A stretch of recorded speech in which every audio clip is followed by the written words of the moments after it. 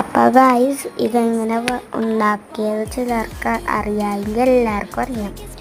അപ്പം നടുക്കത്തെ കളർ റെഡാന്ന് പറഞ്ഞ് ഇരിക്കലിട്ടത് ഓറഞ്ചാണ്. ഇത് ഫിൽറ്റർ കൂട്ടിയിട്ട പോലെ ഒരു എന്തോ ചെയ്ത് വെച്ചാൽ ഞാൻ എനിക്ക് നമ്മുടെ എന്തോ സ്ഥലത്താണ് ഇതെങ്ങനെ ചെയ്തതെന്ന് ചിലർക്ക് മനസ്സിലായില്ല. ഇതെങ്ങനെയാണെന്ന് ഇതില്ലായിരുന്നു ഇതുപോലത്തെ ഒരു കമ്പ് പോലില്ലേ, അത് നമ്മുടെ ഇതിലെ ടൂപ്പിക്ക് അത് വെച്ചിട്ട് ഈ കമ്പ് പോലെ ഈ ഒരു വര വരച്ചത് കേട്ടോ.